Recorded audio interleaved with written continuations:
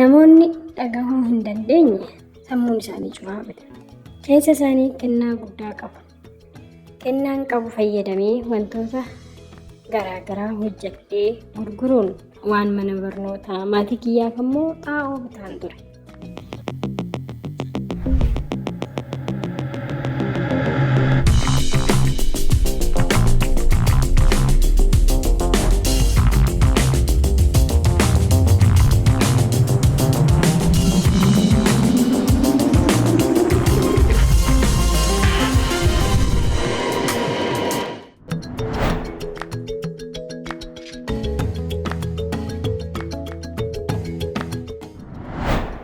Maqaan koo Biyya Malee Hirphooti.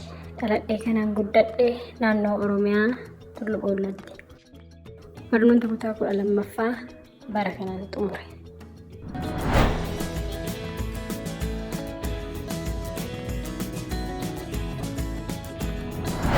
Daa'ima ta'ee fedhii fakkii kaasuu qaban ture. Waraqaa irratti qalamaa fi irsaasiidhaan kaasaa ture. Abaaboo fi baala garaagaraa immoo cuunfeen halluu tolfachaa ture. Uffata, waraqaa, wantoota garaagaraa irratti fakkii kaasan ture. Abbaa fi haati koo baay'ee na gargaaru turan. Gogaa loonii fi hoolaa yeroo argatan tolchanii naaf kennaa turan. Anis achirratti fakkii kaasaan ture. Ani gurraan hin dhaga'u. Garuu warruma dhagahuu danda'an faanan baradhee xumure. Fedhii kiyya hormunaaf hubachuu dhiisuu danda'a. Maatiin koo garuu hedduu na gargaaraa turan. Isaan waan baay'ee waan na gargaaraniif anis waa hedduu uumee hojjedha. Wanti na daangessaa ture meeshaaleen barbaadiin argadhuun ture. Ani ijoollee qotee bulaati. Meeshaaleen fakkii immoo baay'ee mi'aadha. Kennaan qabu fayyadamee wantoota garaagaraa hojjedhee gurguruun anaaf obboloota kootiif waan mana barnootaa maatii kiyyaaf immoo xaa'oo bitaan ture. Barumsa barachaa fakkii kaasee gurguraan har'a gahe. Deemsa koof tattaaffii kiyya malee tumsi maatii kiyyaas hedduu na jabeesse. Hibir Itoophiyaa kan jedhamu irratti kennaan qabuun dorgomee gara Finfinnee dhufee leenjii fudhachaa jira. Dandeettiin qabu irratti barumsa dabalataa argachaa jira. Kana malees nama afaan mallattoo hiiku argadheen jira. Leenjii kanarratti meeshaalee argachaa jira. Leenjii kana xumuree gara maatii koo yeroon deebi'u iddoon itti fakkii kaasuu toon argadhe akkasumas iddoon itti fakkii agarsiifadhu meeshaalee fakkii ittiin kaasuu utoon argadhe dandeettii keessa koo jiru baasee mul'isuuf naaf mijata ture.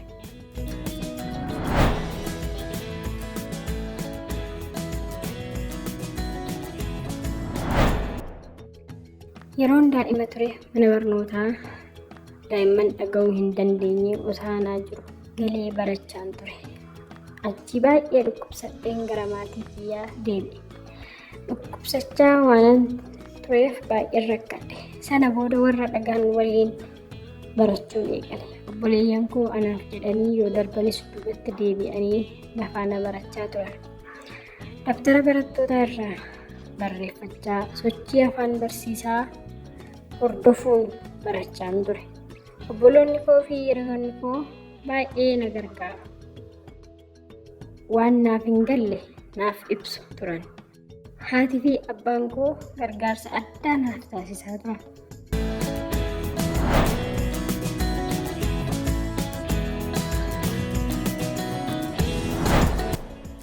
Agarsiisa fakkii Buraayyuutti dhiyeesse iddoo Mufariyaat Kamil ministeera hojjetaa fi misooma dandeettii fi pirezidaantiin naannoo Oromiyaa Shimallis Abdiisaa argamanitti badhaafameen jira. Warri na badhaasan na jajjabeessanii barumsa akka argatu carraaf naa kennan. Haaluma kanaan gara mana barumsa teeknikaa galee barachaa jira.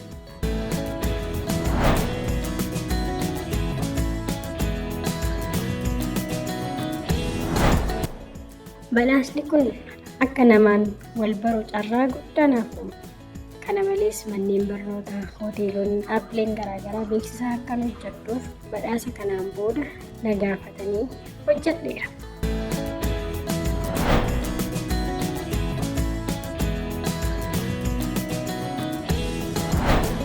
Namoonni dhagahuu hin dandeenye sammuun isaanii banaadha. Sammuun isaanii cufaadha. Gurri dhagahuu haa baatiyyuu malee. Keessa isaanii kennaa guddaa qabu. Maatiin kana hubachuu qabu. Dandeettiin isaanii akka guddifatan gochuu qabu. Hojii kalaqaa isaanis jajjabeessuu qabu malee dhagahuu hin danda'an jedhanii itti qaana'uu hin qaban. Sababa kanaanis mana oolchuu hin qaban. Akkuma maatii kiyyaa osoo gargaaranii ba'eessa. Ijoolleen dhagahuu hin dandeenye manatti hambisanii hojii humna qofa hojjisiisuu otoo baatanii gaariidha. Maatiin tokko ijoollee dhagahuu hin dandeenye hin barsiisan.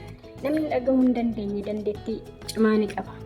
Dandeettii kana guddisuu fi ibsuuf carraa hin argatan. Carraa osoo argatanii waan baay'ee humuu hojjechuu danda'u. Kanaaf maatiin deeggarsa gochuun kennaa fi dandeettii isaanii akka dagaagsan gargaaruu qabu.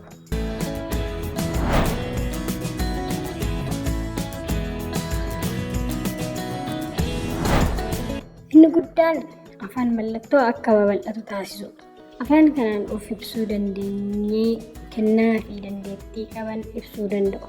Maatiin akkasumas manneen barnootaa afaan mallattoo kana otoo beekanii hawaasa wajjin walii galuun ni salphata. Kunis akka namoonni dhagahuu hin dandeenye fooyyessaniif carraa guddaa uumaa hidhee yaada.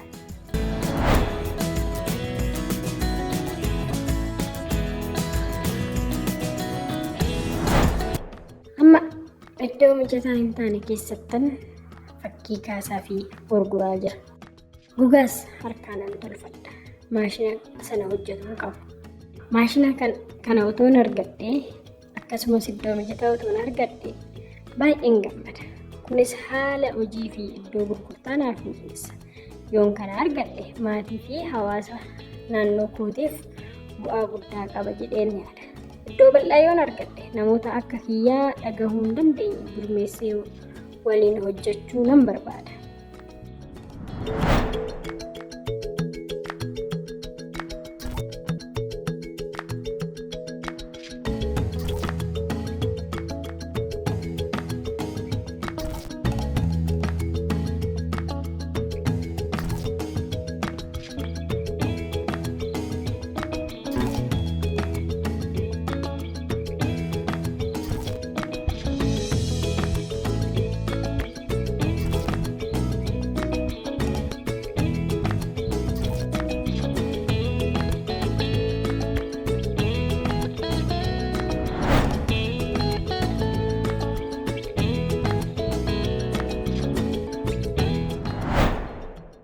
Nama beekamtii guddaa horate ta'uun barbaada. Dulloomes ta'u hojii bareedaa dhalootaa dhalootatti darbu